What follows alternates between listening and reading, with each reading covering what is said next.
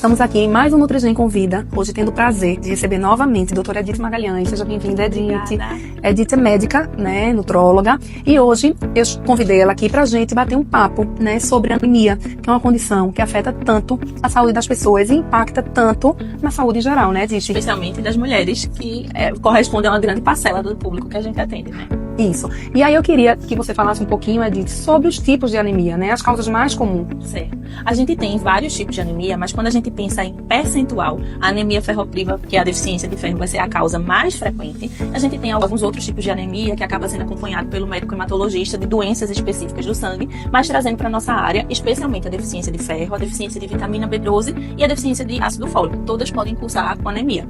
E aí, Edith, fala um pouquinho de como essa anemia impacta negativamente na nossa saúde. São sintomas extremamente inespecíficos e que poderiam estar presentes em qualquer grande grupo de doenças. Então é um paciente que vai ter fadiga, aquela indisposição, aquela falta de energia para viver, queda de cabelo, unhas quebradiças. A mulher pode ter, inclusive, diminuição da libido e ser por ferro, por deficiência de ferro. A gente pode ter sintomas psiquiátricos, sintomas que simulam a depressão e que precisam entrar como um diagnóstico diferencial. Eu ia falar exatamente isso. Muitas vezes o paciente é diagnosticado, né, com depressão. E quando a gente vai olhar os exames de sangue, ele tem uma anemia severa, né? A gente sabe também, né, Edith, que impacta também no funcionamento tireoidiano. Com certeza, exatamente. Então, até quando a gente vai avaliar, o psiquiatra avaliar esses sintomas, precisa ter um laboratorial básico ali para eu excluir as causas que a gente chama de causas reversíveis, que eu poderia repor e resolver o problema. E, Edith, quais são os fatores de riscos mais comuns para o paciente desenvolver uma possível anemia? Então, falando primeiro do nosso público feminino, que vai ser disparado aí a causa mais frequente,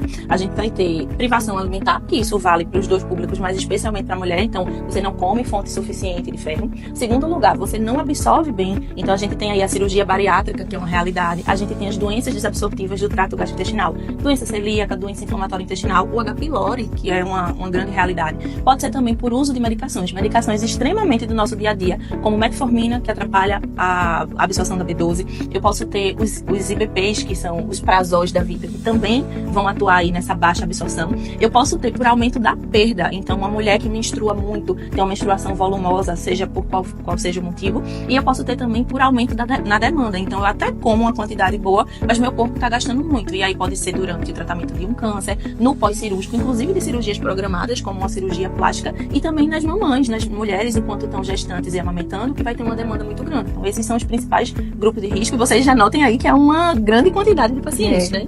Então, gente, por isso que eu quis que a Edith viesse aqui falar um pouquinho sobre isso, porque é muito mais comum do que se imagina. Por isso a importância de se identificar nos exames, claro, com a clínica do paciente, para se ter um acompanhamento nutricional, né, e médico.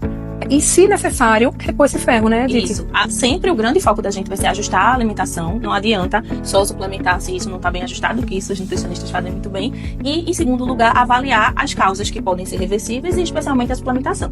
Sobre a suplementação, o ferro por via oral ainda continua sendo a primeira escolha para a maioria dos casos, só que a gente tem que levar em consideração duas coisas. Às vezes é um paciente que não vai absorver bem e depois que ele tem muitos sintomas gastrointestinais. Então, tem muito paciente que passa mal, que tem diarreia, que vomita, que tem constipação com o uso desse ferro por via oral, podendo ser necessário o ferro venoso. E tem ainda uma segunda situação sobre o ferro venoso, que são naqueles pacientes que você repôs e que foi refratário, que não resolveu, ou que ele realmente não absorve bem, que só absorveria bem pela via venosa. Então, nesses casos, a gente pode fazer. E que muitas vezes você recebe um paciente com anemia muito aguda, né? Isso. E que essa suplementação venosa tira esse paciente mais rapidamente dessa fase aguda que ele tá. A gente tem que ponderar muito a intensidade desses sintomas. E às vezes é uma situação que eu preciso que isso seja rápido. Eu não tenho tempo de repor pela boca. Então imagine uma gestante que precisa se preparar para o parto, uma pessoa que você está preparando ali de pré ou de pós-cirúrgico, ou que tem sintomas muito intensos. Eu não vou esperar ali 2, 3, 4 meses para o paciente, por via oral, tentar que ele responda. Então, nesses casos, a gente acaba dando prioridade à via venosa. Edith, queria lhe agradecer, né, por estar aqui com a gente mais uma vez,